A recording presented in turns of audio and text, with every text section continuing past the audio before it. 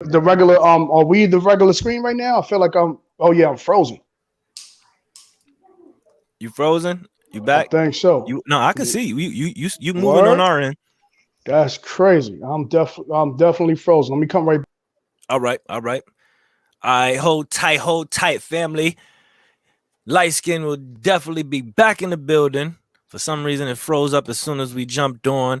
But yes, man, make sure you come in, hit the like button. We got some great information right ahead of you. Amazing. Hold on. We back at it. We back What's at it. going on, my peoples? We live? And we We are are live. Sound minds. SoundMinds. Peace, y'all. Sunday evening, 7 p.m., March 28th. Man, where would you be other than right here in front of your screen with the dopest host, and not only that, but the dopest guest. And this Sunday is no different. We're gonna take you on a whole different route, though. Um, we've been dealing with a lot of current, we've been dealing with a lot of past, we've been dealing with both at the same time. But this right here is now dealing on a futuristic side of things. We have none other than someone who is now, for the most part, taking us on that route. And not only that, but is going to serve us the knowledge that we need to understand this whole new world of NFTs, blockchain, crypto, all that. And he goes by the name of Vandal, aka Rare Vandal, aka Blockchain Vandal, aka the professor himself. And we're going to get a whole bunch of knowledge today. Yeah. There you Let's go. go, baby.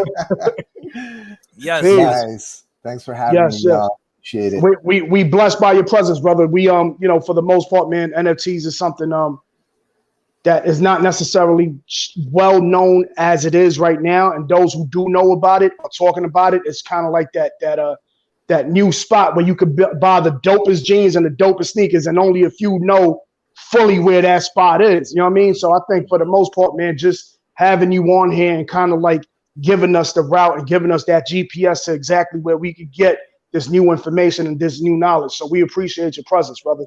Well, Steph, much love. And again, thanks for having me. Appreciate this. SoundMind Collective, all y'all, much love. Way back in the blockchain, hip hop, the blockchain era. Yes. Yeah, let them know. We definitely go back. I'm talking about 2016, 2017. We were introduced to you by a good brother by the name of DJ Lethal Skills. Shout out to DJ Lethal Skills. And we all participated in seeing hip hop, or say the music industry, move forward into this crypto space, as we participated on a platform called Music Coin, and this was a streaming platform for your music. We were seeing that music will be more beneficial from streaming on the blockchain, but now what, 5 years later, 4 years later, It's crazy. we got a different story to tell. Before we get into that story, I would love for you to give the family, a background. We know, a little that we know that you into the blockchain, but let us know, the history of Vandal, blockchain Vandal, hip hop Vandal. Let them know. Word, pre-blockchain era Vandal. Yeah. That's most of my Vandal life, to be honest. Like I guess Vandal was birthed in 1994 as a part of the Fresh Arts program. It was a music creative arts program with the likes of Socrates and Cardinal Official and Choclair and these Toronto hip hop artists who all kind of came through the program. And I guess I started making beats on a Roland W30 in '92, thanks to my mom. Shout out to my mom. We gotta pound the alarm because Choclair, Socrates, like these cats before Drake was like the biggest artist in the world, much less in Canada. These were the cats, Cardinal Official. These was the cats that let you know, like, you got some real spitters, and it was almost similar to the gravity of before Wu-Tang came out. people really didn't think of Staten Island at all in terms of hip hop, you know. And I remembered it being that way in terms of Canada and T Dot particular. Like when Socrates came out with The Professional and Shaw Claire and coming out with all these hits, and Cardinal with numerous, like he was probably the last one of that lineup before Drake really took it to the next level. So for those who don't know, and you are a fan of Drake now, please take these names down that Vandal's talking about and do your research, because these are the cats that paved the way for Drake. And Drake definitely knows who they are, and he has mentioned them before. But a lot of people forget that. It's a huge hip hop community over there and a huge West Indian community also, and they always represented that. So bring them back since I cut you off. What were you doing with these individuals in this program? Well, it was like a summer program put on by Motion, and I was connected to that through Star Jacobs. Clifton Joseph is a spoken word poet in Toronto, and his wife Star.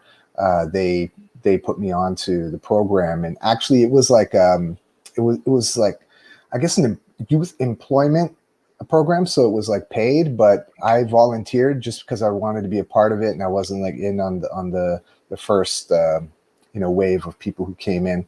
So I just wanted to do something cool with my summer, and I had no idea what I was getting into, but it was really beautiful because like the people involved were also involved in the community radio, like CIUT and CKLN in Toronto, which is where I discovered hip hop. And at the end of 89, 90, it was from radio, right? And that's like how I discovered new artists, tuning in every Saturday to DJ X on the Power Move show. So that was more like college radio, public radio, not necessarily commercial. No, there was no commercial hip hop radio in Canada. Not until Vibe came in. That was probably the mid 90s in Toronto, until we actually had a real. Did that change the sound of hip hop in Canada like it did here? Because I feel like here, once it became commercial, it also changed because commercial entities started like having rappers and companies talk about what they wanted to. So that whole sound of it being underground and people respecting an underground individual voice changed to being a commodity, support the brand names. Was that similar up there? A little bit. In Toronto, because it was probably the only urban music station like in Canada in the city. So I don't know how it impacted other cities outside of Toronto, but you do see that because people then start to make music to get it on the radio and fit the playlists.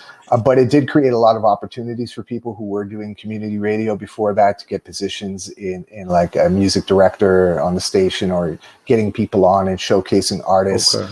But over time, it gradually got a bit more commercial because you got bills to pay as a major radio, and that's the reality of it. And I think that the record labels who came in after that with the street teams and everything, they kind of took over. So it was like the labels providing the music, and then the artists moving to the labels. So in that era, you was just getting together with other dope hip hop heads and kind of seeing what you could do for the youth via hip hop. Yeah, we had a crew called Cryptic Souls Crew, and that formed in '95 with my brother Phil, aka Planet P. Shout out to Planet P and the whole Cryptic Souls crew. We were it's funny that y'all use cryptic already. See, there's a theme coming. There's a theme coming along. So, we had like one of the biggest crews in Canada, like from East Coast to West Coast, from Halifax to Vancouver. We had MCs, DJs, producers, B-boys, DJs. Did I mention DJs? Yeah. We pretty much had everybody in the collective, and it was sort of the first real birth out of like a studio, just a couple of friends getting together, having a studio, learning how to make beats together using analog and MIDI and Cubasis on Atari, before you have your DAWs that everyone's using now to make music. We had to truncate with a dial. We couldn't even see the waveform. Use your ear and loop things up. Like that was kind of how it was. That's hip hop. That's hip hop. Really enjoyed it. The creative process. Coming up, doing like pause tapes and these kind of things, and just really experimenting, and that's kind of Toronto's a really multicultural city, and it's for me it was a perfect place for growing up, and and then also being able to travel and see different parts of the world, I think really, expanded my personal horizons, and it reflected in my music as well. I would say, like after the first trip I made, it was part of an exchange, a cultural exchange program in Canada called Canada World Youth. And I was kind of on a waiting list for that. Seems like I spend my life on a waiting list and find my way in. But I ended up spending 3.5 months in Indonesia, in a small village in Indonesia with no electricity and no running water, and just really having this experience that probably changed my life completely, getting back to Canada in terms of how I perceive things, and the privilege that we have in the big cities in North America and in Canada. It's like, it's pretty crazy because we're you see things different when you travel and you have that experience, and you really put and I think that's something fundamental that everybody, like every kid growing up, should have this experience of being able to travel and experience life. Not to cut your wisdom, brother. Yeah. I got to ask you a question. I know it's unfair to ask you in other areas outside of Canada what that looks like for the youth, right? But I got to be honest with you, as I'm hearing you speak, a very dope Canadian, dope Latina. She, Jessie Reyes, she's from Canada. And when I listen to her story, she comes from these type of programs, these youth programs. And you've mentioned multiple programs as you speak. If you don't mind me asking, man, the Canada scene in regards to youth development, in regards to showing how an artist should be, but also more so the support system. I don't necessarily see that, and we're from New York, right? We're from one of the biggest supposed areas, right, in regards to where hip hop started, so on and so forth. But I don't see the same focus and youth development. Now there are some, we had Phoenix on here who has his hip hop therapy and all that. So I was running a hip hop group with youth, but I don't think to the magnitude of it's what like you we guys are doing have. it independently. We are getting these grants independently, where it seems the Canadian government seems to be getting really appreciate. Are we seeing that right? Yeah, you're right. And I mean, I think that, in Canada, there is that sort of system in place where the government does put funds towards creative endeavors, whether that's in the film industry, in the music industry. And, part of this was a situation in Toronto, like the crime level was increasing. And the idea was to get kids in the urban areas off the streets during the summertime and get them into like groups like for example, Fresh Arts was part of that movement and that funding that went towards it. And then other initiatives. I mean, the Canada World Youth one was something that is a non-governmental organization. So we did have to fundraise to cover some costs of flights and that kind of thing. But otherwise, you're right, though. Canada does have these kind of programs. They have been cut back over recent years. And I mean, I don't live in Toronto anymore, and I'm kind of, visiting my mom. She's in the back. She's over there. Visiting the moms out here, and I'm in kind of like rural British Columbia in nature, which is really nice as well, because I kind of getting sick of cities in a lot of ways as I age. So it's been way better. Yeah, definitely. Yeah, I don't know if that helped to answer the question or not. No, definitely. It does. It really does show you, because now that adds to the clarification of like how, youth that even such as yourself, has, utilized that to, create careers out of it and, be, on big stages. It's funny too, because one of the biggest female MCs that I know, and y'all tell me if you agree or not, but one of the biggest female MCs that I know, like long term, maybe not like a Nicki Minaj or Cardi in terms of like pop success, but in terms of sustainability, I would have to say is Eternia. Like Eternia is a known, you know what I mean? If you on a show circuit, she just regularly puts it down across the map, you know what I mean? And it's funny, I believe now she's with my brother, Mr. Liv. Yeah. And it's like he's another one of those dudes out of Boston where like he never needed a commercial sponsor at all. He was just like consistent, and shout to them and their baby. But like Eternia was like She was on the same level as Anomalies and Jean Grey and all these other people that we knew on the underground. But she seemed to be like chilling with it, like not like, you know what I mean? And I remember she passed out her flyer, and the flyer and the little print, it said sponsored by Canadian government. And I just like my brother Light was just saying, I just jumped back from our perspective, like, is she a spy? Like, are they really paying for it? It's just, it doesn't make sense coming from our perspective that it wasn't like sponsored by local community funds or sponsored by an organization, but literally sponsored by Canadian. So I just want to say that because that's the impact of what we're saying. Oh, yeah. Like a woman was able to really hold her own and sustain and be known as one of the most consistent artists in hip hop because of that type of backing. Light, you wanted to say something? Yeah, I was gonna so I mean, I gotta say, man, looking at the whole bracket of health insurance, right? Metaverse. And now looking at this, I gotta be honest with you, man. It seems like Canada's on top of some of the things that the United States needs to start taking notes on. You know what I mean? And just in a sense developing our youth, but at the same time letting our youth express themselves so that they can, you know, feel that unity, that unification that I think especially New York City itself, but New York areas and throughout the East Coast or just the United States, we need that. You know what I mean? And I think that, you know, West Side, South, Atlanta, wherever it is, this is kind of like a blueprint that we should probably be following just based off of how Canada kind of has laid down the foundation. You know what I mean? And if you don't mind me asking, why the name Vandal?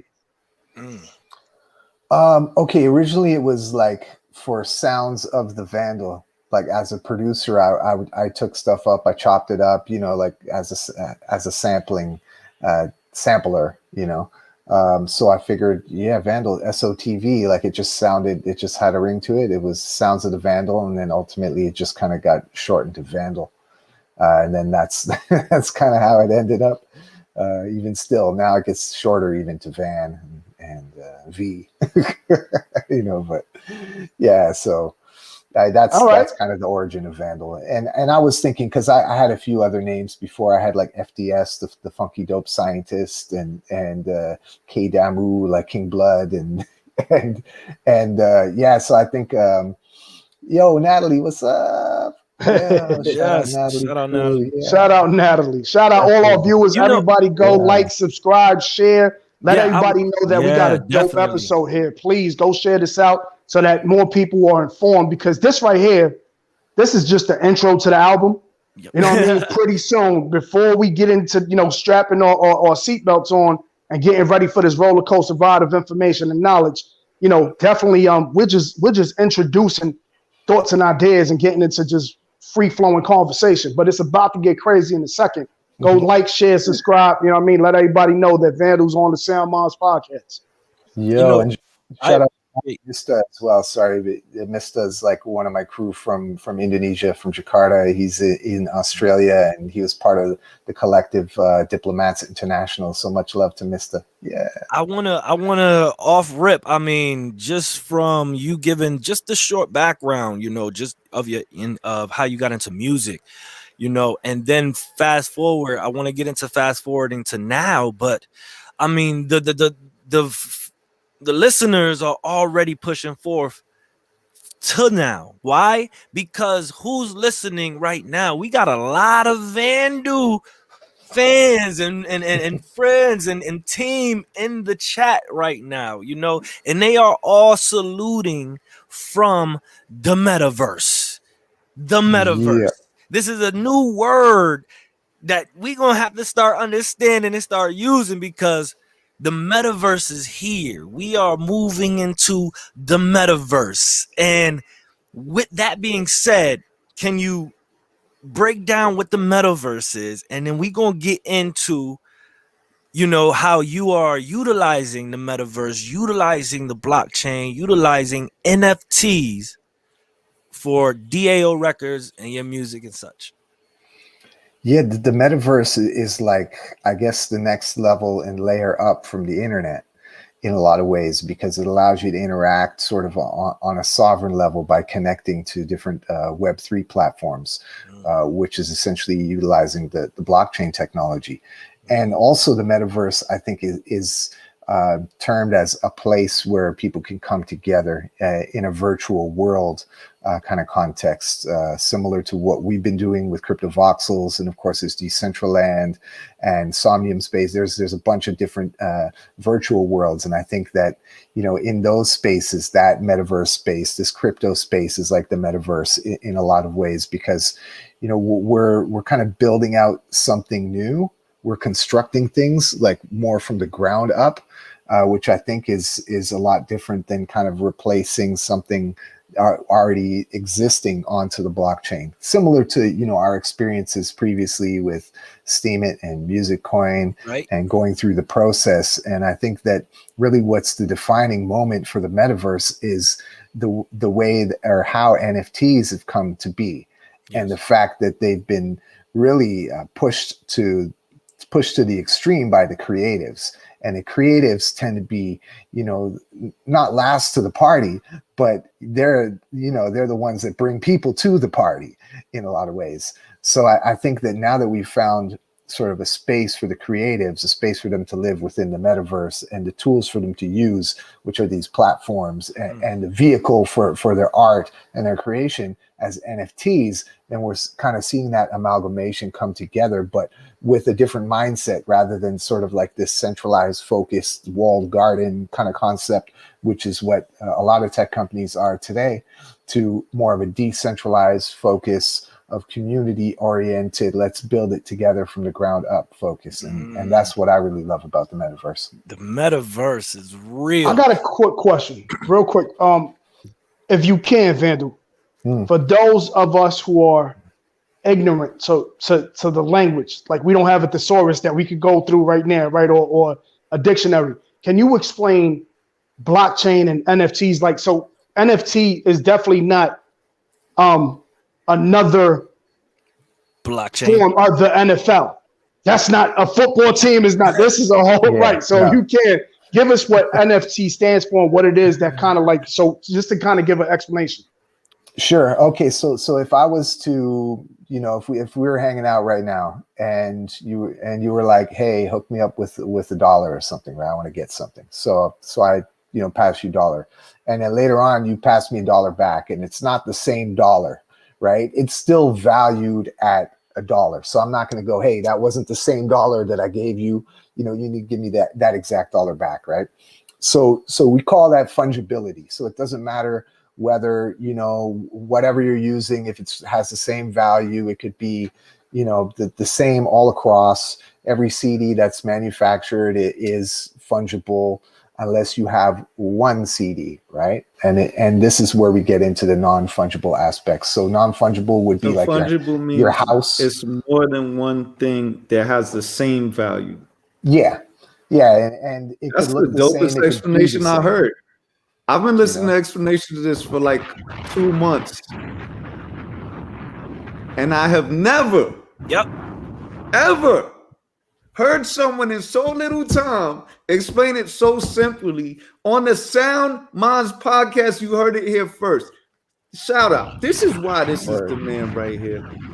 Please continue. All right. So non-fungible would kind of be the opposite. So if we're going to look in the physical world for things that are non-fungible, well, ultimately each one of us as human beings are non-fungible. We are not the same in terms of our DNA. We're all individually unique. And I think that using humans as an example is something that we can really, you know, really determine how to define non-fungible as, like, you know, we may be twins. Like, let's say you have identical twins and they look the same, but genetically there are differences. So if you test the blood, you'll be able to see that every person is different. So that's kind of like a non-fungible. Yo, Rob, are you hearing this? Are you hearing? He only just alley-ooped into it. What I do want to talk about, but it's too early to get into it. Early. You know, because we gonna talk about how just even that idea that, see, I didn't know he was gonna break down non-fungible to say that it's yourself, right? When we are now in the space of talking about money, they've been talking about hold on, wait, hold on. when we in the space of talking about non-fungible tokens, right? Right. It's but we also are in the space of talking about social money, so Yes. that right there ties into the concept of why social money was created and why you have platforms that you can create your own coin but attach it to your NFTs. But we're gonna get into that Yes. later. But Yes. I just want him to continue to go on with the explanation. So, But social money and social capital, meaning all the explanations we've been hearing were all about, they weren't about humans until what you just said. So one, you talked about fungibility in a way that was simple and we could understand. But two, you helped us see hip hop, people that have been through struggle in the hip hop community. A lot of times we don't want money, and it sounds crazy, but even it's unconscious. Don't we push ourselves away from money in industries and stuff because we know historically they take away from our communities. And as we individually rise up, our people get pushed down. So for you to bring the human aspect of what it means to non-fungible and to say two twin brothers or sisters, where it's not about one being worth more to buy or sell, but it's just about having these individual things, which is something that up till now computers and artificial intelligence have not captured. They've only captured things that financiers understand. Now we're talking about capturing something that human beings understand better than any computer ever will. great. Thank you, brother. Yeah. And I guess to bring it back to like the token idea, obviously we all know things have value and you can exchange things for value and whatnot. And, you can exchange NFTs for NFTs. Like I think that the possibilities are limitless. And when applying it specifically to these tokens that, in their core are really just smart contracts, but on their surface are whatever you want to use in terms of media to present it. So whether that's artwork or video or music or the combination of all these things, even virtual land, I think it just really defines it as a unique digital asset. And these digital assets you store in your wallet, which you own. It's not being held in a bank. These are the type of things that I think are really important to stress in this space, is that you become your own bank. You become the controller of your money. You can be the creator of your own money. And I think that that's the beauty of it, that we have this sort of freedom to then empower different communities through the creation of programmable money, which is what Ethereum brought to us. And, just to kind of like be at the forefront of the experiments with everything that's happening is super exciting to kind of see the possibilities and the potential and how it's changed people's lives. For so much for the better all around the world. There are countless people who have heard stories of how, not just NFTs, but crypto in general has really changed their lives. But yeah, like NFTs in our concept and what we're talking about is art and music definitely represent unique digital assets that you can own, trade, sell. So if you don't mind me, I just want to drop a bomb on that real quick, because the key word I want everybody to zone in on is digital assets. Assets. and I think not only that, but so a couple of things. So one, that being definitely a key word. The other key word that you said that I appreciate you using is the word empowerment. When you empower others, and with your, if correct me if I'm wrong, synopsis is everything put on the blockchain through NFTs or anything like that, it's like a snowflake of itself. And through respect of that snowflake and everybody being different, everything being put up there that is one of one, it gets its proper respect and its proper value. So now that value is not tied into what the government says that you can, sell something for, or what somebody else says, this is what you can get the money back for, but it needs to be based off of this. And then we got to take a bit of whatever you make, and now we put it in our pockets. So sort of like, with the music streams that we use, we have singles, all three of us have singles out, and I'm pretty sure yourself. And major streaming sites. So when you think about, you know, I'm not going to name names, but I guess, but when you think about the Spotify's, the Apples, and so on and so forth, where we as artists make probably a fourth of a penny based off of whatever it is that we're selling. So we're the artists bringing in traffic for other people to sell. And yet here it is, more people are making more money off of us, the artists, as has always been systematically how it's been set up. So what you're saying is the empowerment of all this is you the snowflake, your art being the snowflake, and you the artist now get back what you value it as. And now that value is held on to you without nobody else being able to touch your pockets without your allowance. Exactly. Crazy. Yeah. Power right there. And the value of your music as well, because, you know, as we've gone from physical to digital, with the MP3, which was a disruptive technology, to say the least, right? It kind of pushed everything towards where we are now with music.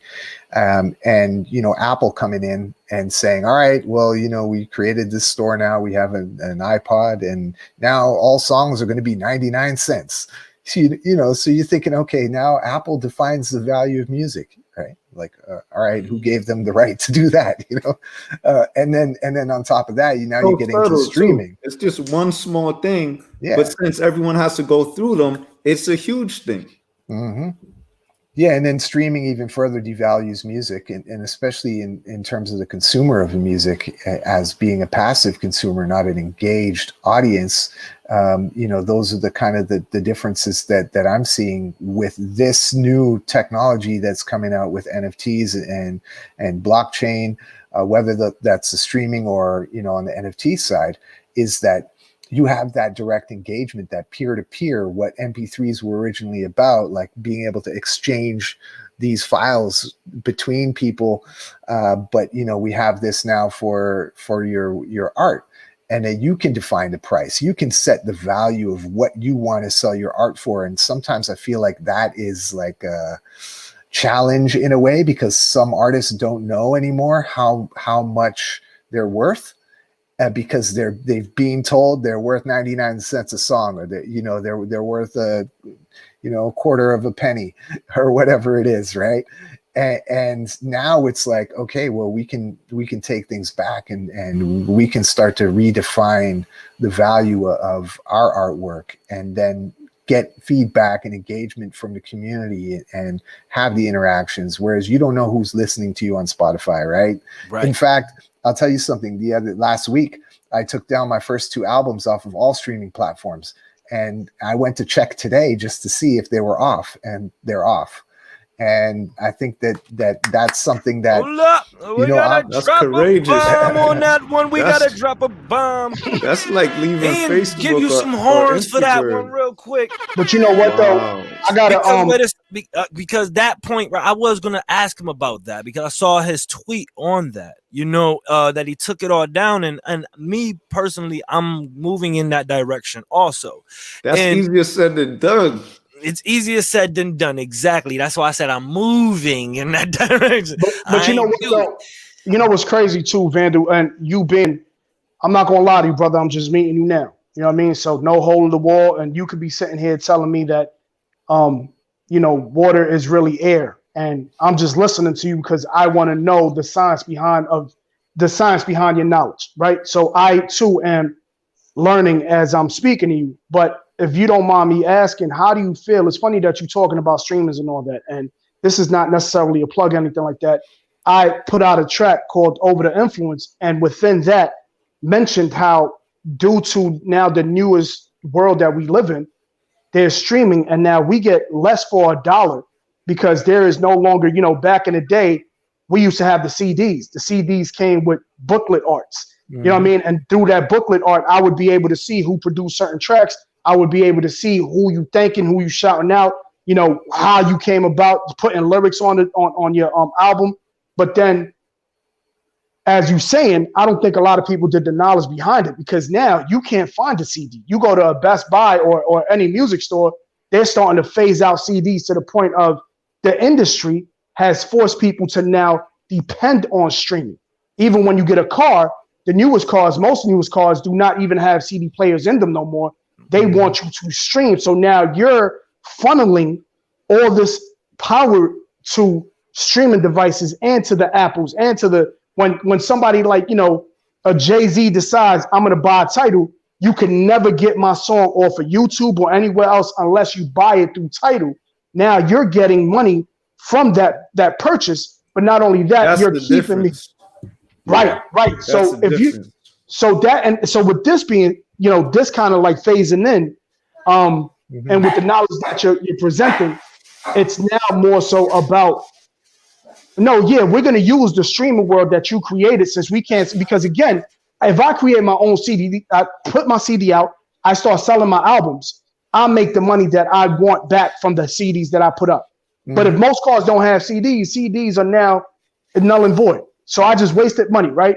But now through the streaming and through this NFT world and this blockchain world, now streaming now does become valuable again to the people, the artists, and not just the industries. Can I add and just say, can you tie that into a realistic form? I have your Vandu and John Block NFT and song single that you released. Can you tie that into now what you are doing, you know, releasing your music and how you're bringing value back to your music?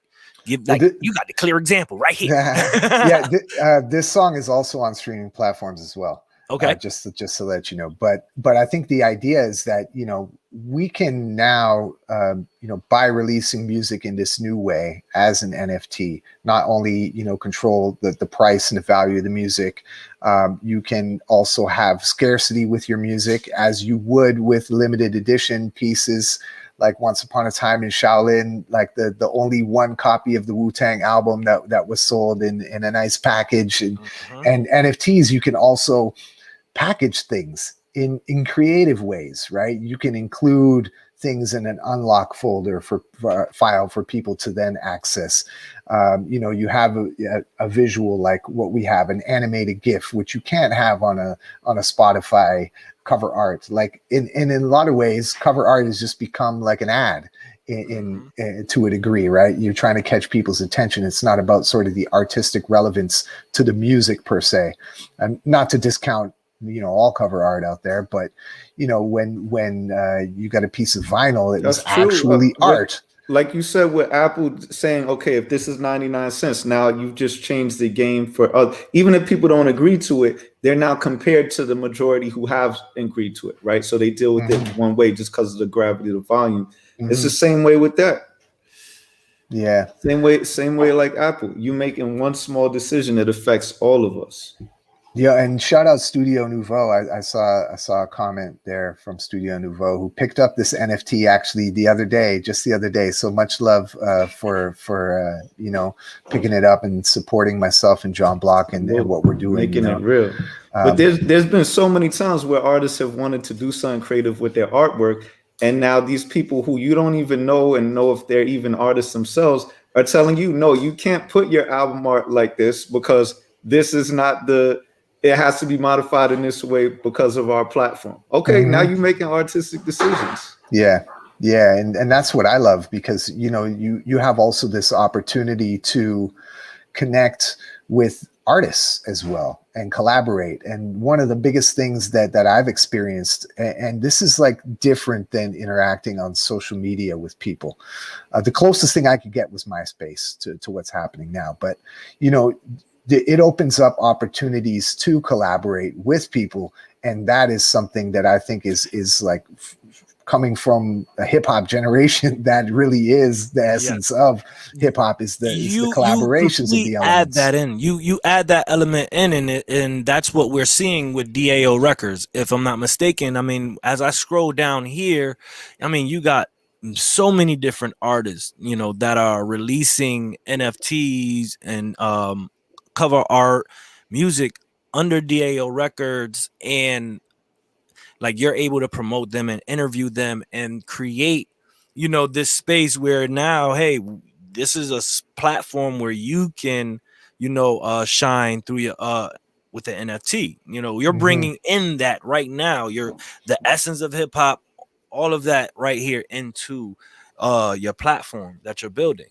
you know. And that is what I wanted to really highlight the most, because I mean, let alone you drop your own music, but you also drop DL drops featuring who's this Dane artist? S. Dane Dane. S. Okay, Dane Yeah, S. he's an electronic music producer from Berlin who was a ghost producer for a lot of people, a lot of famous EDM artists, and he just recently, a couple weeks back, dropped his first NFT called Mint, and he did a bunch. He tried something different. He did like 25 editions, and you get the stems of the song in there so that you can remix it.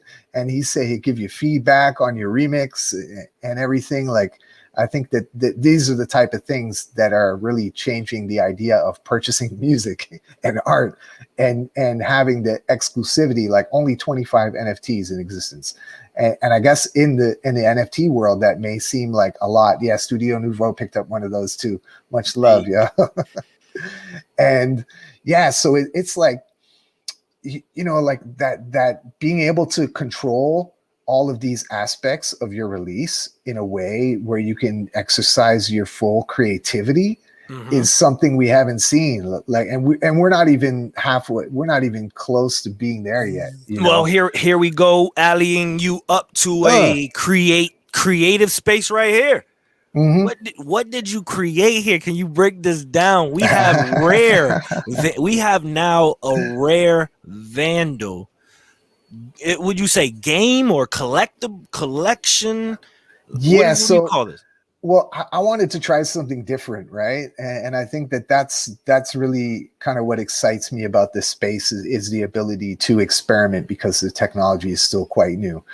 So the idea of Rare Vandal was to take some beats that I made, like a virtual you. Yeah, that was shout out to Kays who did the artwork. Eyes. You know, much love to Kays on the artwork there. So what I wanted to do was kind of like take all of the old stuff, not all, but some of the old stuff I had, like some of the beats I made in '95. I had this beat tape, and I bounced some of the beats, and then I was thinking, okay, how can I use these beats to kind of gamify an experience for people to come in and really kind of like see what they'll do with it, right? So I'm still like reformatting things, as you know, gas prices for minting now is insane, and the idea behind this is to give away 4 sets of 10 beats.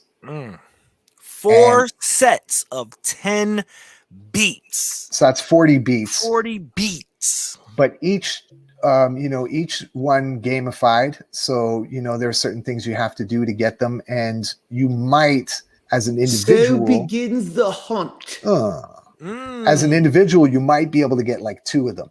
But you're going to need all 4 of them in order to collect the one official Rare Vandal. You know, so how do you get the other 3? How do you get the other 2? Well, I don't know. That's part of the experiment, right? Look like some trading is gonna have to go on, huh? Yeah, that's what I was wondering. Is, are people gonna sell them? Are they gonna, you know, how much are they gonna go for? Are they? Is nothing gonna happen? Infinity stones. Like, remember they was looking for the Infinity Stones, right? Yeah. And they was like, okay, you got to go to this side of the universe for this one. You got to go in the future for that one. You got to do all these things. But it's like all that was always interesting and metaphorical. But you're doing it with hip hop. You're literally saying this isn't a metaphor. Like, this beat is the rare commodity. Like, the stone is not like some mystical. It's literally saying this is a rare beat from a dude that's been doing this, putting in work for the community around the world for years. This is a rare item more than a gem. And I love how you using the language of gems and mystical things with hip hop music that should have been valuable all from the get-go. I love this. Shout out to Chesky in the chat, by the way. So Chesky is underground cult favorite. He's on the edge and he's watching this right now. Peace, Chesky. Vandal, so pretty much what you're saying is not only are artists now able to create their artists and value it at a certain price that they feel it's worth, right? But now, in a sense, what you also doing, what the NFT world, blockchain, and what this does is allows artists who normally probably would not ever do anything together to be able to find new creative ways to do it. So, for instance, a long time, probably 7, 8 years now, one of my tracks was supposed to be made into animation. You know what I'm saying? And then Jay-Z came out with OJ, the OJ Simpson cartoon. And I was like, damn, now if I drop this, it's going to look like I was trying to bite off of him, when in all reality, I had the idea long before. But now it's just kind of like, well, damn, we could explore that. Now it's just kind of like, okay, cool. That could now be put up as an NFT, put on the blockchain, and now you have a visual artist or animator together with a spoken word or a hip hop artist now able to make these things as unique as possible. And because of the uniqueness, because of the one-on-one type of mentality, now all of a sudden, now what you have is value based off of your own worth and your own art. Am I getting that right? Let's welcome our brother Light Skin into the metaverse. Let's go. Yeah. He gets it. You see how it puts you in such a creative space. It's so empowering, man, to know what we can do with our art, with our creativity, and see the value in it. Oh man, this is just the tip of the iceberg. We only just getting started. We got a question in the chat. Do you worry about hackers because of the digital asset? Of course. Yeah, I think that's one of the things we need to worry about, because again, like when you're talking about cryptocurrency and you're talking about sovereignty and being your own bank and being in control and not having intermediaries really involved, that is if you're going decentralization and not on a centralized exchange or someone who's like a custodian of your keys or your money, there's a line, not your keys, not your Bitcoin, right? And if you don't have the keys to it, then essentially you don't necessarily own it.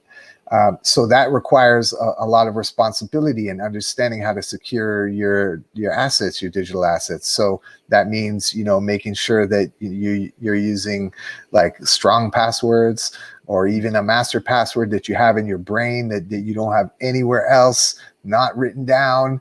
Like you got to make sure that all like your ship is nice and sealed. There's no leaks in the ship for anybody to come in. I had a situation where it was like recently, actually, I got alerted, and it seemed like I was being hacked. And I went straight on the offensive. And I'm not a I'm not a hacker. I'm not a coder. I'm not like a tech person per se. But you have to know how to safeguard your stuff, and get in there and change your passwords, not use the same passwords for stuff. I think that's just common sense. But a lot of times, like, people don't think about it, and that's why there's all sorts of scams that people get caught up in phishing things, clicking on this link or that link without thinking or knowing. And these are things we need to be careful of, especially in this space, in these times, because now you're actually dealing with not just your identity, you're dealing with your assets, your digital assets. We brought up the metaverse earlier, and I still don't see that it's more susceptible than regular banks, though. Like, well, you can get your money back with a bank, right? So the two things that you could get your money back is federally insured, right? But most exchanges, at least, have the same thing now, where your money's insured up to like $500,000 or $1 million, at least the popular exchanges. So I don't know if we're talking about like just in general where anyone can make an exchange. That's true. But I think just like in the real world, anyone can make a bank that's not going to be federal insured. And we have all kinds of corporate banks down to community banks. But it's the same way in the crypto, isn't it? Like the most popular exchanges are insured. No. Because you have to go back to the fundamentals of crypto. And the fundamental is that you own your own. You are your own bank. These private keys are your private keys, right? So you have to automatically put in the mindset of literally building up a structure, a sound, security structure, and obviously do your research on what platforms, what platforms the best use, and if you do see that they have insurance like what you're talking about, then yeah, you could say that that's a better option to put your crypto into. But at the end of the day, from the get-go, you should always know that you are on your own in crypto. But I just don't think people realize that that's in the non-digital world as well. I can't even say non-digital, because everyone who has a bank account right now, and again, it's not true. There's people that have gold accounts, there's people that have paper money accounts. But for the most part, anyone who's watching this right now, your bank account is already all digital. Yeah. The fact that they can print out some money for you when you go to take out cash is a side point. Most of your money is being transacted in milliseconds, all digital anyway. And that's so crypto isn't changing that. It's all digital. But one thing that would be different is that who is it insured, and is it federally insured and stuff like that. And I don't think a lot of people realize that a lot of the major exchanges are insured now. And I always look at that before I deal with an exchange. So isn't that true, that like there's a lot more similarities between how safe it is? Like, all our banks can be hacked the same way. If you're going to get a bank hack in crypto, someone's going to log onto their computer, figure out your passwords and keys. No. Yes, but the difference is we was not trained from the get-go to protect our money. We were always trained to trust those banks, trust those institutions. When you get into crypto, you got to trust yourself first. You're trained to know you got to trust yourself. Well, you start training your own self to trust yourself and lock up what you need, and know and get the right security, so nobody could come and take your shit. You know what I'm saying? So in a sense, the way I see it, in the sense, the way I see it from the outside in right now is, if I have a trust, everybody has their own treasure box. Through that treasure box, how you decide to defend that treasure box, whether it be with a butter knife to a AK or 47, that's the way you protect yours. But you need to understand that going into crypto, going into NFTs in the blockchain world, you need to defend yours, knowing that the only trust that you can have is you yourself. You can't give your passwords to nobody and trust that, oh no, my money or whatever investments I make in this world are going to be secured by another entity. This is more so, this is me, this is how I defend mine, and I got to make sure that I keep mine defended. Correct? Yeah. Okay. A good example of that also is there was a Canadian exchange called Quadriga, and it was a crypto exchange. It was a crypto exchange, yeah. Okay. And it wasn't. I think it was regulated, or it was one of the ones that was allowed to run in Canada. The guy disappeared. They think he's dead, or he's dead, and he had the cold wallet with him, and it was only one wallet, and that was it. All the funds gone, everything, right? So, this is like a centralized exchange. You're trusting people with your keys. Like that's an issue. Another thing recently, what happened with Roll. Wait, before you go on, let's just footnote that example. They use crypto the way you would use regular banks. They use a decentralized platform in a centralized way, and it failed. Yeah. Go on. And another thing is, like, how many of us have like 5 or 6 different bank accounts? Probably not, right? The banks want you in one account for life. Just, you're the customer. But, with crypto, how many different wallets do you have, right? How many more things do you need to safeguard? You were gonna mention Roll. I have that platform. Yeah. Up. Okay, so recently there was something happened with Roll, and there was a hack, and they had kept a lot of the funds that for the social token, because this is a social money creation platform, right? And they had kept them on a hot wallet, and it got compromised, and basically the hacker came in, took all the coins that were worth anything, sent them out through Tornado Cash, which is kind of like a mixer where you don't know where things are coming from and going out, and then basically took all the money. Gone. But I mean, Roll is situated in a way where they can help compensate to a degree. But what happened is all the currencies on Roll, they not crashed, but they crashed. bent, you know. So, and even though they crashed, I want to even give the people a heads up that if you look at the top person, which is Whale, he and even BayPay, you know, their change rates right now or Hue are, you know, positive because they went back to their community that's invested into them, because this is the power of crypto. For example, Whale had a private sell-off of his coins, and he ended up raising 1.5 million in a short period of time. Pretty much got the money back that he lost. You know, you know what I'm saying? And brought the value of his coin back actually higher than it actually was. It's at $29 right now. The I price think it was up at 43 at that point. You saw that? Okay, at that point it was at 40. Last time I saw it was in the 20s, but wow, it went up to 40 before it crashed. That's even crazier. So he automatically went back into the community.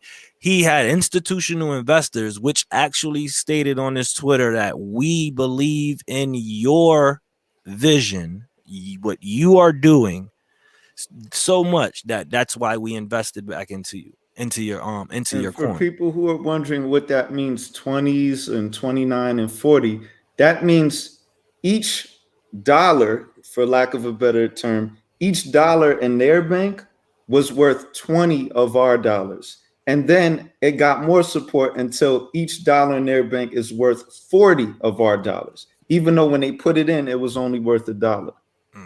That is what I think. See, we're going to continue this argument throughout the season. I think people are actually more susceptible to get hacked off of crypto through regular banks than in crypto, when we really start to ask these questions like we ask them now. But one thing that is harder on crypto is that the dollars of crypto, meaning the cryptocurrencies, can lose their value, whereas the dollar is regulated way more, right? The actual value of the dollar. But that's what makes it cool too, because one day you could put in $1 and the next day it could be worth $200, right? But it could also, you put in $1 and it's worth like a penny, right? That's what I see as being the less secure part of crypto. In terms of hackers, like, I have a computer science degree. I have not seen a convincing argument that your regular bank is safer from hacking than crypto, especially from what Vandal just said, where most of you have multiple exchanges, multiple wallets. You can change your address. Most of us, did you change your routing number of your bank account today? Right. Last week, last month, last year? You have the same routing number and bank account number that you've had, that you swiped in all these terminals. I'm not trying to start nothing, but I'm a nerd, my G. A lot of y'all are not understanding that your money's digital. Pardon me. Your money's digital, and there's nothing, like, it's all a bunch of fear mongering that people have because it's new and it's decentralized and people are threatened by it. Crypto is a lot safer in a lot of nerdy ways than regular bank accounts are. No disrespect to everybody that works in the banks and keeps things stable. That's dope. But I just think we need to be a little bit more transparent about the fact that crypto is not more susceptible to hacking than your regular banks. It's less susceptible for many reasons, in my opinion. I think really what the point is that it's not necessarily the technology that is hackable. It's the person. It's the people.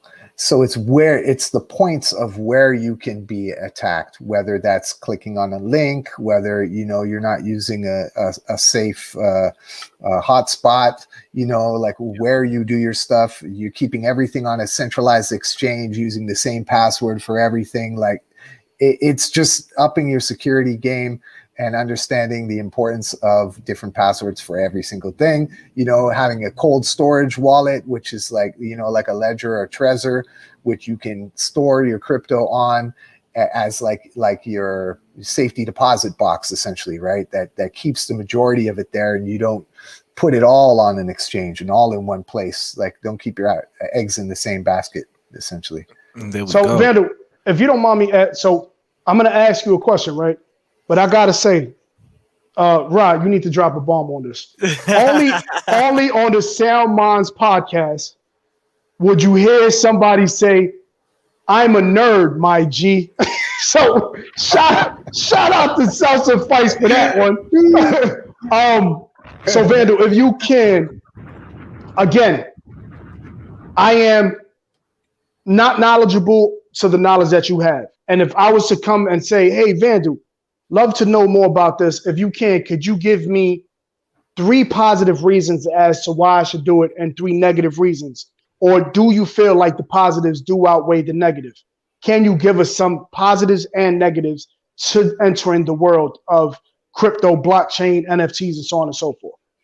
Okay, I guess the main thing is, you know, are you happy with the current state of economics where you live?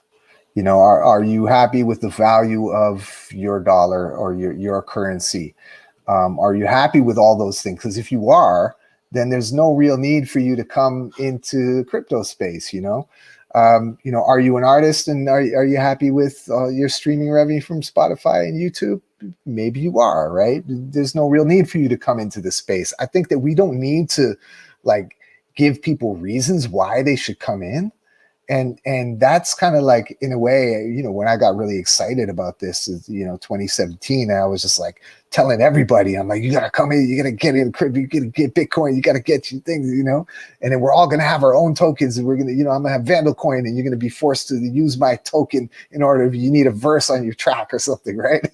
So I think that we shouldn't need to convince people to come in. It's like, that was Emperor Vandal days.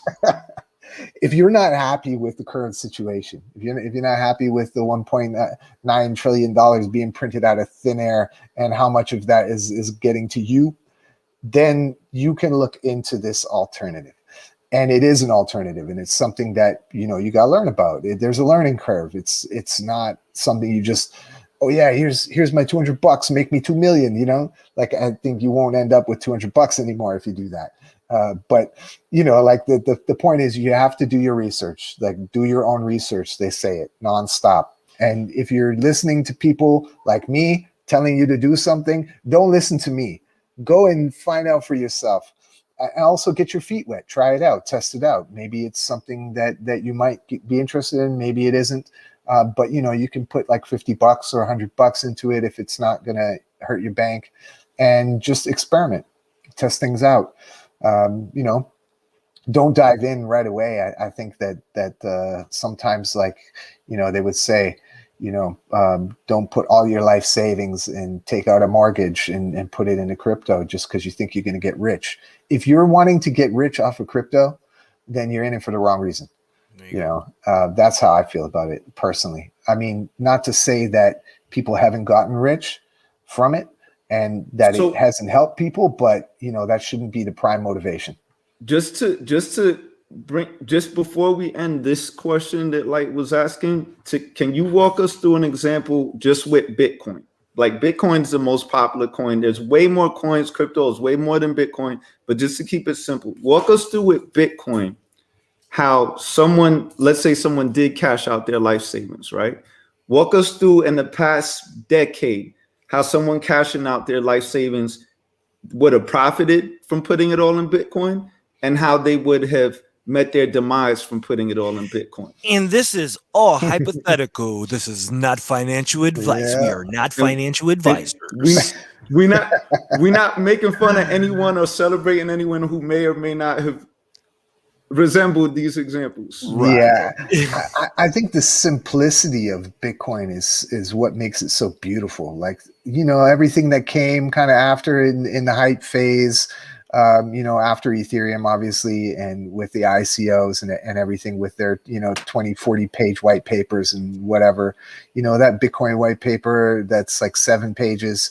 And it's just like very, very simple, peer-to-peer money. You know, and what actually gives it the value is the scarcity and the way that it comes out and how the network is secured by the miners and the transactions. And okay, but let me press you on this. Let me press you on this, my brother. All right. This person named Phalis, okay? Phalis had a life savings of 200,000. Some point, and you picked a point, don't say the exact year, but at some point in the past 10 years, Phalis put his 200,000 all into Bitcoin. At another point, an alternate reality Phaelus put the same 200,000 in Bitcoin. Tell us why Phaelus number 1 profited when he put all his money in Bitcoin, but Phaelus number 2 met his demise, even though he put the same 200,000 in the same Bitcoin. Because I think that's what people don't understand. Ooh, So, all right. So I would imagine the one the Phaelus who failed, who lost, would have jumped in on the FOMO. They were there, you know, the charts are coming up and everybody's like hyping Bitcoin and everything. And, you know, Phaelus doesn't want to miss out on the opportunity. And, you know, it keeps going up and he keeps questioning themselves like, oh, should I come in? Should I jump in? It keeps going up, you know, and they get in the FOMO and then they jump in.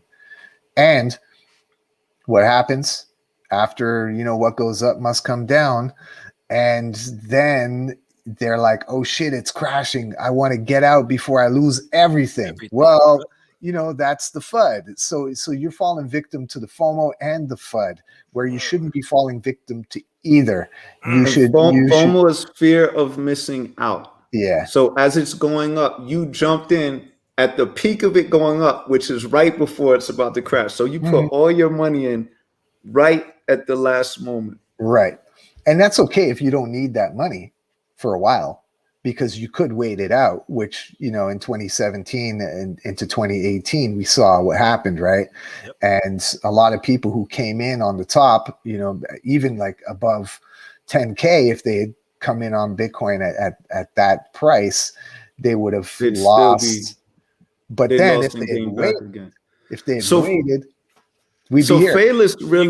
There you go. That's your both. Those are both examples right there. Because if you have Phaelus, the one that waited, right? See, he can't. Let's say they both came in at the same time. This Phaelus cashed out when because he fell into the FUD, you know. And FUD is, what is FUD again? Fear, uncertainty, and doubt. Yes, fear, uncertainty, and doubt. Is you're sitting there like, oh my God, I'm about to lose everything. Let me take it out. And they say you have really lost when you take it out.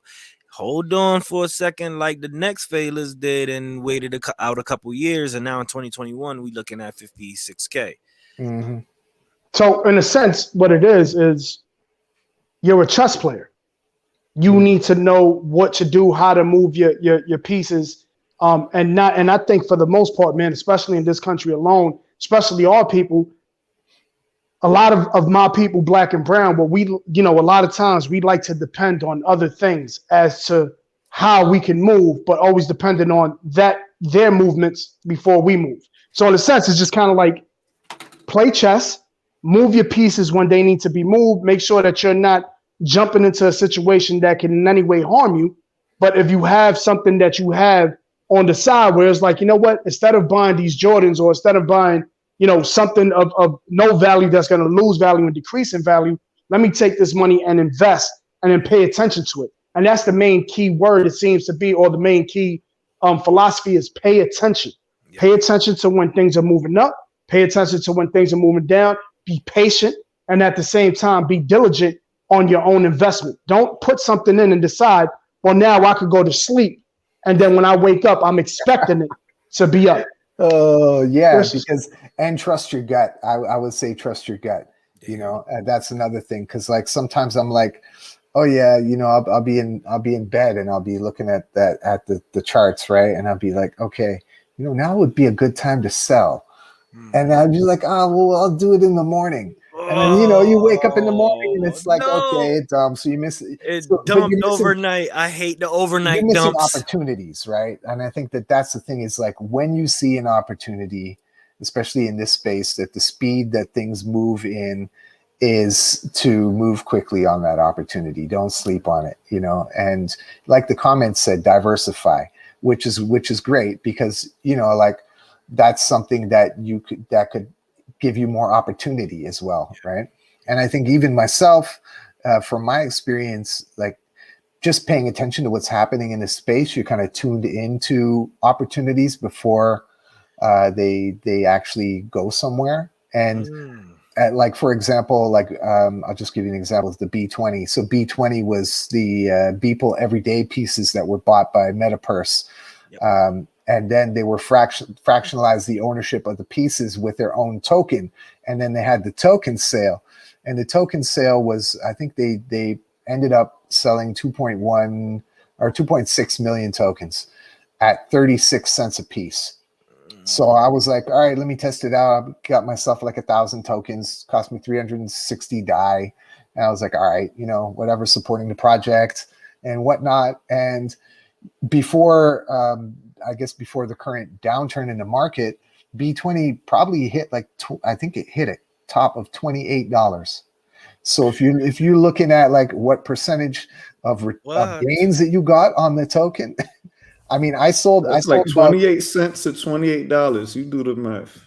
36 cents, but yeah, 36 cents to $28. You do that. Not you particularly. I'm just saying hypothetically.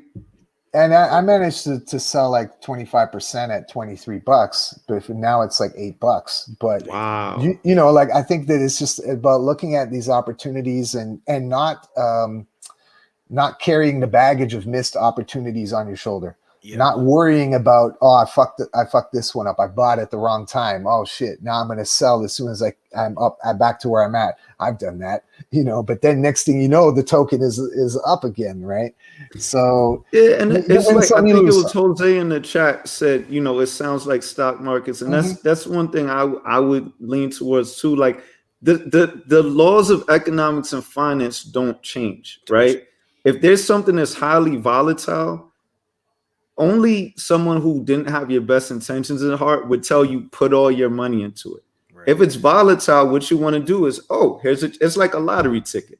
You take whatever you got to spare and you put it in. And if you go up, great. If it doesn't go up, it's not what your bread and butter was based on. I don't think there's anything that changes that, you know. But there is manipulation. I guess in all markets there's manipulation. But I think in the crypto markets, you can, if you know where to look, you can see the movement of the whales. And it's the whales, right? Yep, obviously manipulating things. And look at Elon Musk on this last exchanges. Oh, and Dogecoin. the whales and the exchanges. One thing that you cannot deny is that, you know, that's the game. The game will be played. This, you know what I mean? Is the game will be played, and you have to understand the game too. And I appreciate us even just having that segment of, you could say, quote unquote, investing, quote unquote, because, you know, that's how people really see crypto.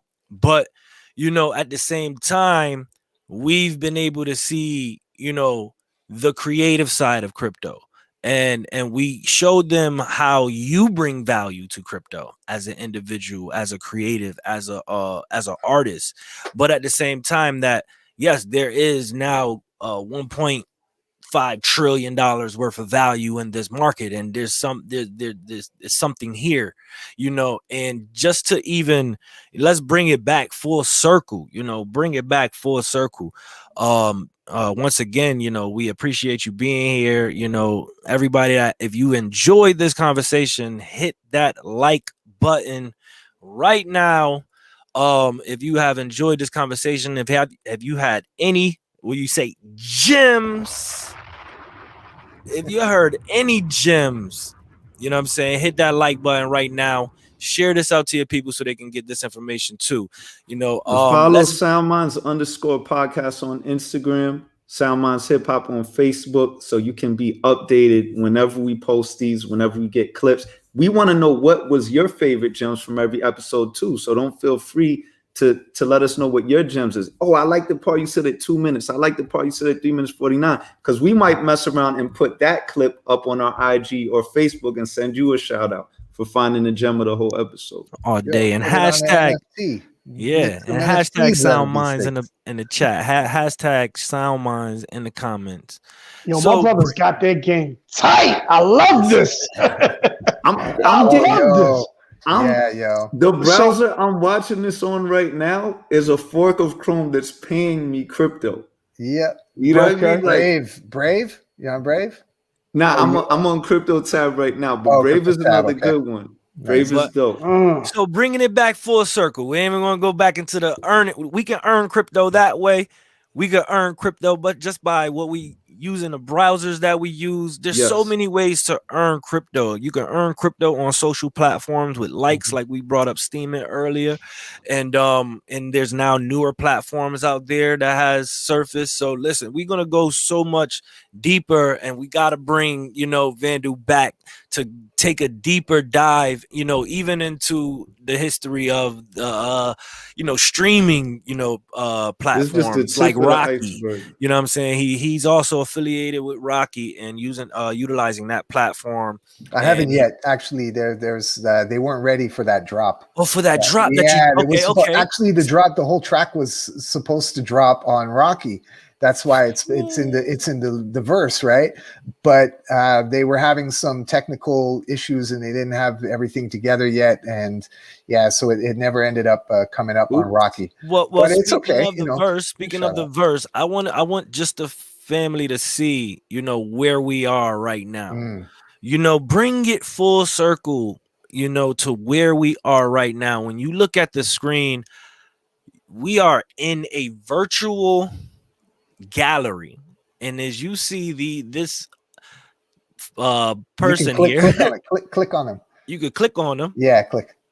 Oh, let me move it over here. Let me click on them. No, it's not letting me click on them. No? Click on this one. Nope. They must not be there. Yeah, maybe you need to be registered. But as you see, this is how you would show up in this virtual world, and you just use your keyboard to walk around. And this is not just a virtual world. This is a gallery. Everything that we are seeing right here on this screen is art. Some of it music, some of it paintings. So they're all NFTs. And they are all NFTs. So for example, you like, wow, this is great. I would love to own this NFT, or let's see who owns this NFT.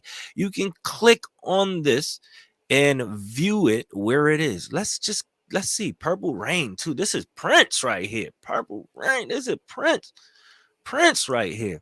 Someone 5 days ago made an offer for 0.1 ETH. 0.1 ETH. Okay, that right now is valued at $168, family. Okay, bringing value to your art. Okay, that's just 0.1 ETH. And if you buy it with ETH, your art goes up with the price of Ethereum. So that's just another, aspect that you have to consider. Oh, I clicked on that wrong. Let me go back there. Okay, consider.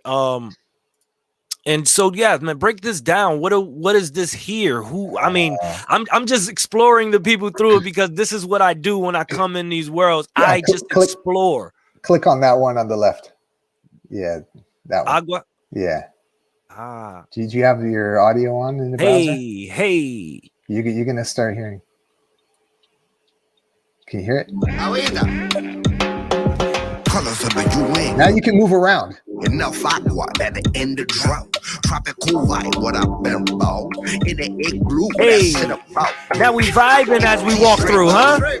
Catch the vibe. Plate, mama, steak, mama. Been a man since you drop that hey, mama. Say drama, full hit, say grind. And there's other people in there at the same time that are hearing different music based on what they clicked, right? Exactly, yeah. Wow. Yeah, so it's for the individual experience. So everybody gets to experience the a different song depending on what they click on. Wow. Yeah. That's and just off rip, let's think about it. It plays, but let's bring ourselves to where you see it.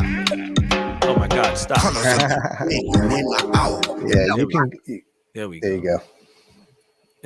Use it. Yeah, and then you can essentially see it there up in there, and you can purchase it, make an offer. And then you can come see. So that's the power of it, where you can like it and then go and see it and actually make an offer on it and purchase it. Is this a space that you created yourself, or are you affiliated with people that's creating these spaces? And just bring it full circle on how you've moved into the space and now created a gallery where people can purchase and see this art.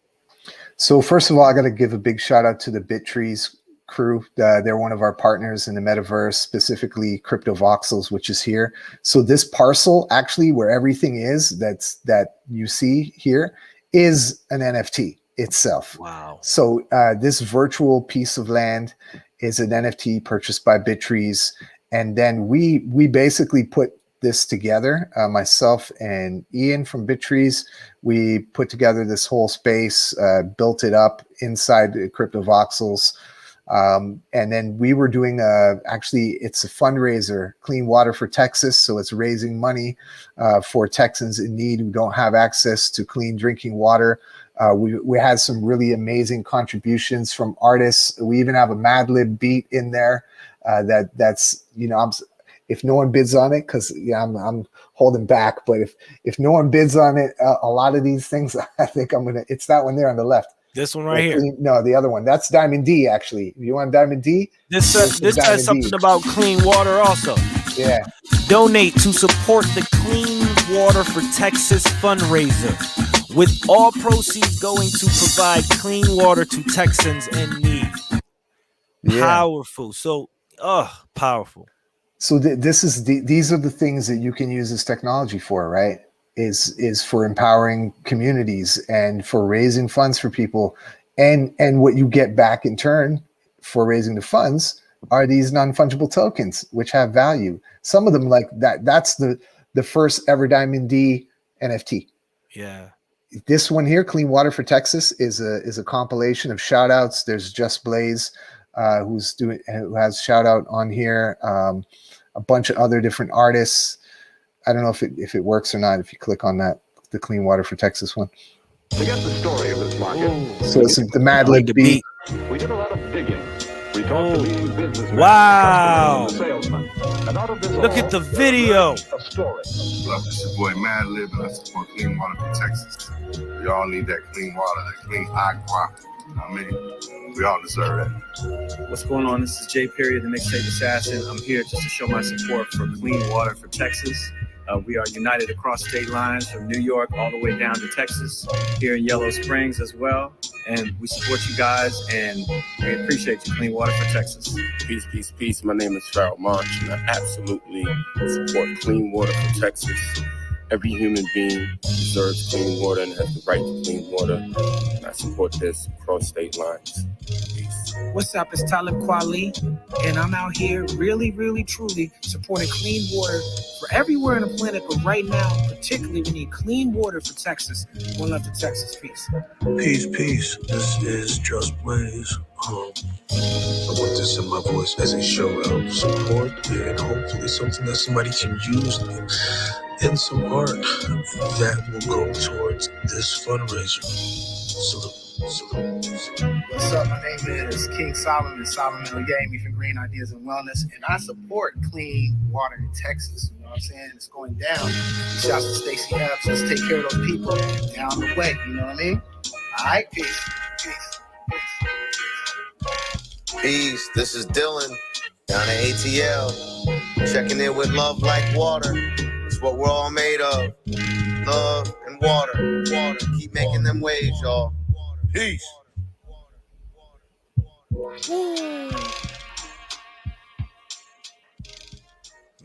So, man, son and daughter. So for the most part, Vandu, now this takes it to a whole different level. Yes. You get value for your art. You network with other people who understand the mission, but then you have a mission, which is with this is Clean Water for Texas. And now not only are you taking art of value and getting what you deserve, but at the same time, now you're also helping community thought, where now you can change with multiple things and just sit there and say, you know what, let's work on this project together, get it on an NFT. We get the value back, but at the same time, simultaneously, we're helping bring enlightenment to something that needs to happen. That right there is on a whole different level, because this is not, let me get the newest Pokemon card. This is, let's do this so that we can help others out while we're getting our value. Crazy. Yeah. That is Crazy. I'm so glad you brought this. Salute to you, brother. Salute to you. That's I'm and glad if you you said can you that, explain like, that right here? What is this gray screen? Oh, wait, it hold actually on. I'm is. glad you said that, This the like, because stage. remember, Yeah, go on. Rashaman, when we were on the previous platform, an earlier incarnation of this, Rashaman created a song where all the proceeds of cryptocurrency went to a fundraiser for people in the community. And he actually was able to take that money and buy food and doing a whole event to help out people who were in need and videotape it and make a video with the music and everything. But the point is, this was a way where you could literally click to listen to a song and support a positive cause, right? So again, this is an example of what a lot of people are not saying. What my brother Light just highlighted on. What a lot of people are not saying, oh, you can make this much money in this. That is dope. But there's all these other things you can do where a lot of times you feel like because you're not connected or you're not a banker or you don't have a lot of money, you can't help. Through some of these systems, you can actually help just by supporting music or sharing music and things like that. That's where this is really going.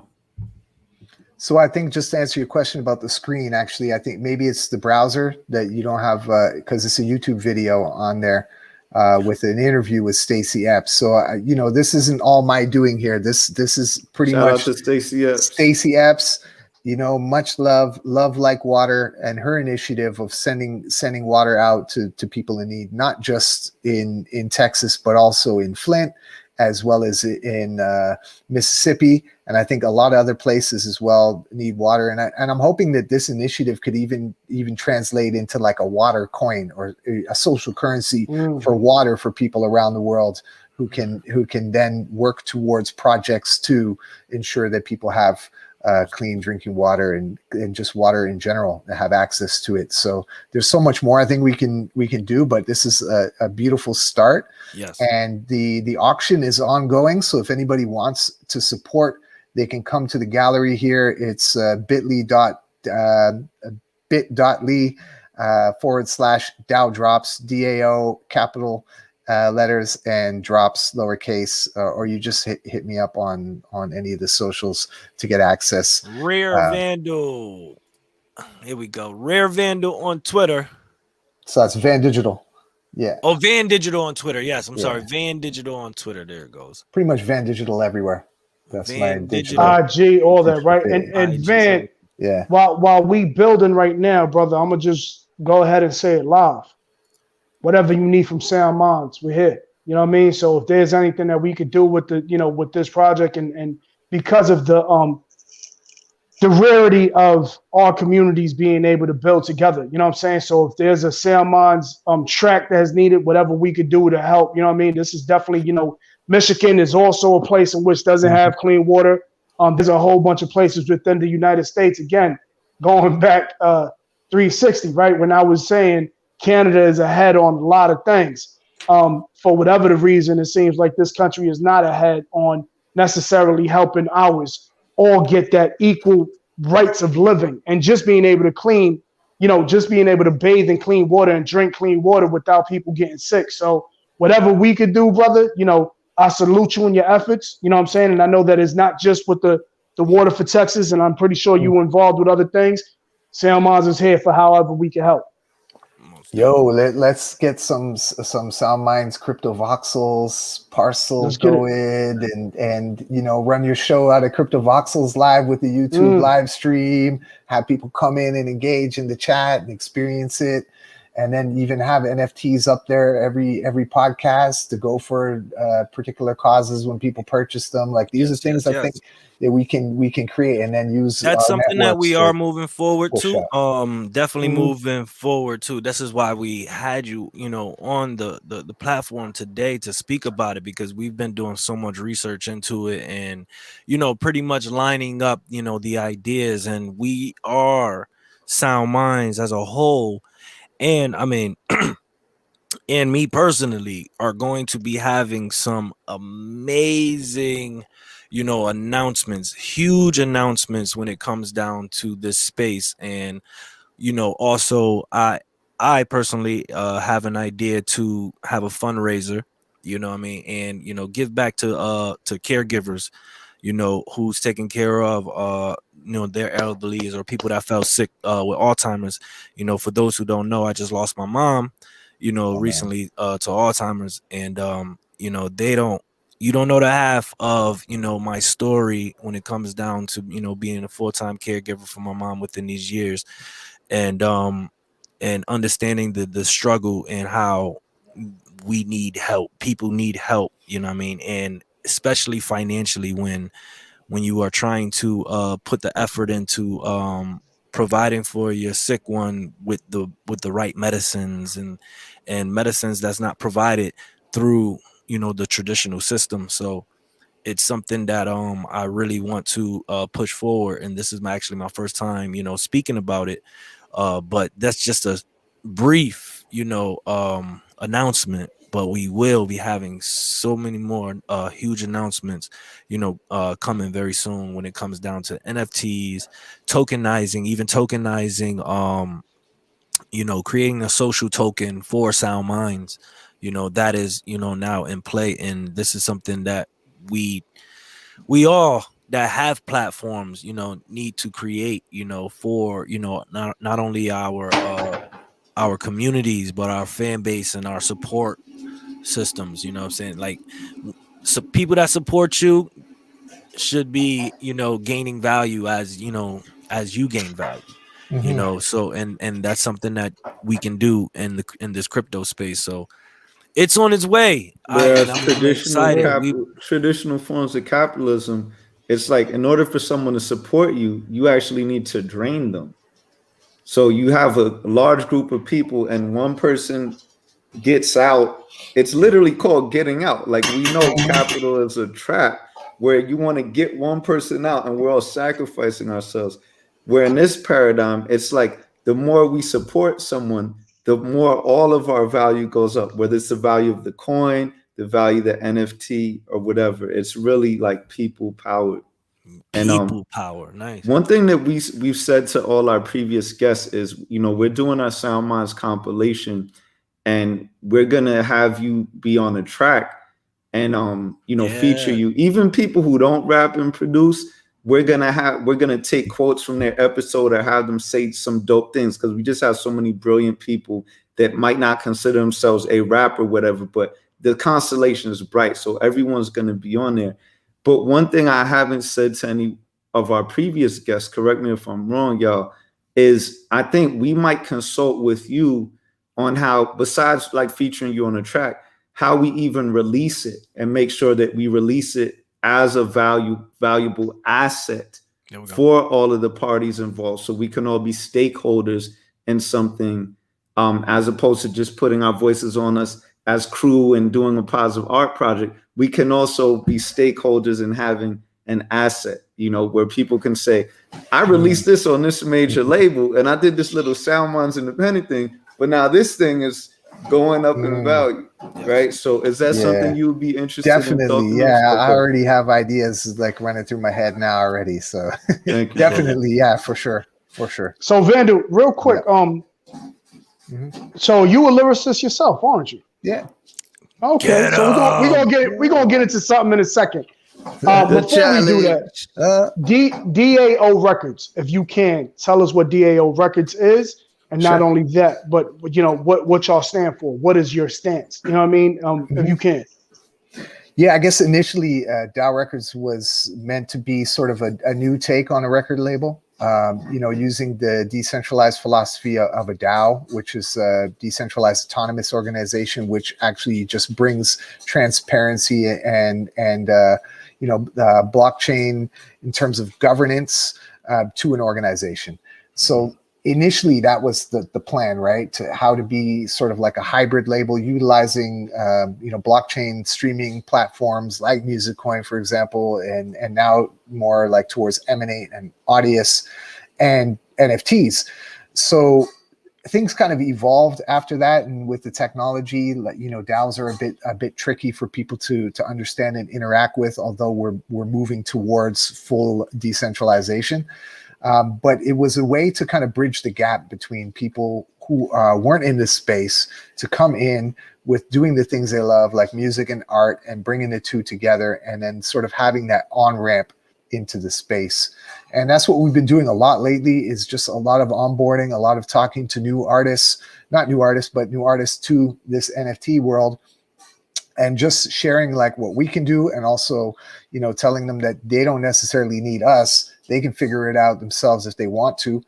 But, you know, we've been busy building a community and just like doing all the things over the past year plus, experimenting with NFTs, getting to know, you know, all the different platforms, and hopefully building our own platform, which is something that I'd been hesitant about previously, just mainly because of wanting to be like agnostic in terms of not settling with one particular blockchain or whatever. But we are now in the process of getting things together to build something different.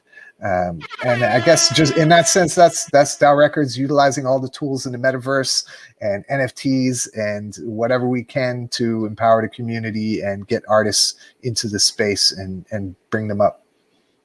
DAO Records, family. So anybody who's interested in being a part of DAO Records would reach out to you, I guess. And for the most part, that's where the real milk and cookies kind of breaks down. You know what I mean? So you got, you know, you decide this is what it is and this is how. Okay, cool. So Vandal, challenge you don't have to accept, but one of which, anytime we have any MCs on here, we ask for not your best, not your but your favorite 16 bars. If you don't mind, us asking you for your favorite 16. So, and the reason why I say favorite is because it's one that you know, we all have one in the chamber where it's just kind of like, if ever got to go down and I got to get out this room, this is the 16 I'm getting out with. You know what I mean? The flawless one. So, you know, with that being said, if you could grace us, if you choose, so should you choose. There have been people who said no, but if you could grace us and let us know what's your favorite 16 bars. Do we have a beat or anything? We never had an episode where everyone said no. We had individuals who said no, but there's other individuals who always no somebody pressure, always no pressure. I mean, if you want to do it to beat, usually we do a cappella. You know, off the top of my head, I can't really like pull one that I would like to do. So that's what I was gonna do. I was just gonna drop a free. So I got you. Whatever. I got you right now. I got a beat on deck. That sound. I got a beat on deck. Let me get it right. Turn that up. Turn the headphones up. Let's go. All right. Yeah. Bandigi. Turn it down. Ain't no downtime. Chilling in. You're tuned in to SoundMinds. We on sound grind all the time, so inclined to speak the divine. Yo, y'all can't see me. I'm getting busy, minting NFT, simping NFT. You know who it be? The Bandigi on the MIC with King Rob and Lean Rap Poet and the light skin too. Yo, we in the room chilling on the what's this called? The stream yard. I'ma scream hard. Let's get it, says Jose Guzman. You know how we do it. Yo, choose mine. That's what we do. I got the shoes on in the place to be. Who's bomb? Yo, King Ra got the button. Push that button. Yo, quit fronting. Yeah, just messing around, man. Just messing around. Fire. Thank you, brother. Thank you, brother. So I want to say, man, sniffing the NFT. Talk about NFT, sipping on the NFT. Oh, you know what, man? And I love the fact that you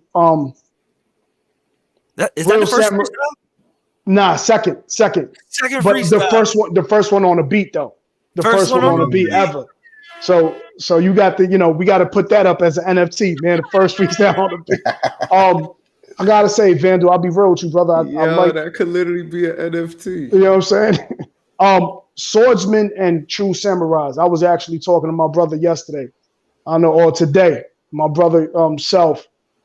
There's a lot of times in which we don't necessarily want to pull out the sword. You know what I mean? For whatever the reason, be it passion, be it, I'm not in the mind of frame and so on and so forth.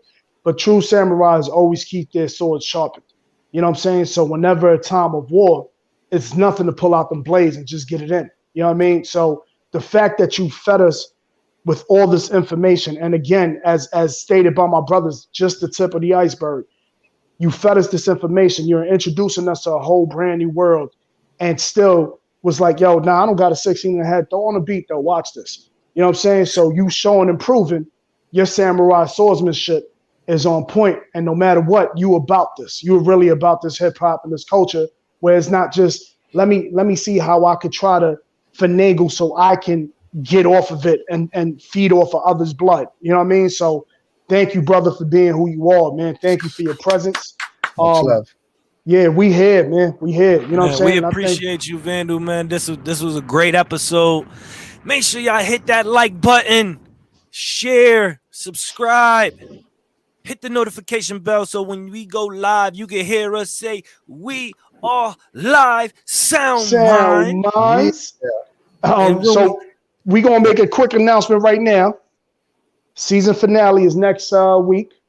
Season 4. We're ending off season 4. We're going into season 5. But I know you might have heard this name, in respect to Vandal. This is not in any way taken away. This right here, this episode was so, I'm going to go back and listen to this so hard right now. I got to be real with you. Next episode, closing off the season, will be the season finale with Curtis Blow. Now, we try to have him on. Hip hop. So just be aware that everything we doing, and I say it all the time, my hashtag, all episodes are to build a stronger foundation. This is no different. This Vandal episode and Dow Records and NFTs and blockchain and the knowledge, honestly speaking, if you didn't get blessed and enthralled with all the information and knowledge that's happening, this is really us. We're really about this business, and everybody we bring on is about that business as well. So shout out to all the viewers. Shout out to all our supporters. We love y'all. We love your time. And if you're new to this and you came through to see Vandal and his greatness, trust and rest assured, you can check all the other episodes as well. Let's keep on building, y'all. We build a stronger foundation with the mentalities that we put forth. So let's put that action right. Vandal, shout out to my brother Vandal. Shout out to Mama Vandal in the back. Yeah. Hey. Yo, I want to see season 5 in the metaverse, man. Let me help y'all out. Yeah. Let's get into crypto voxels. Let's have some metaverse parties. Stage dive on one We're of with it, brother. shows. We're with it. I need to interact with people like Season 5 exclusives. Y'all listen, we gonna make that happen. All right, season 5, we in the metaverse. You will catch us in the virtual world, man. We will be live in the virtual world. We gonna make that happen. Let's get it. And as I tell, for the most part, man, as we tell every guest for every episode, whatever you need from SoundMinds, brother, that's what we here for. We here now. You are part of everything that we do, just based off of your presence, is giving us all, your time and allowing our ears to be filled with nothing but greatness. So we're here for that. Whatever you need from us. Bright right now. Yes, sir. As my brother says, you are a star in the constellation. So you are co-star to everything we do. You know what I mean? So yes, sir. Love it. Listen, and until next week, season finale, Curtis Blow. We will see y'all next week, family. This crate is going down. SoundMinds. SoundMinds. SoundMinds. Hey.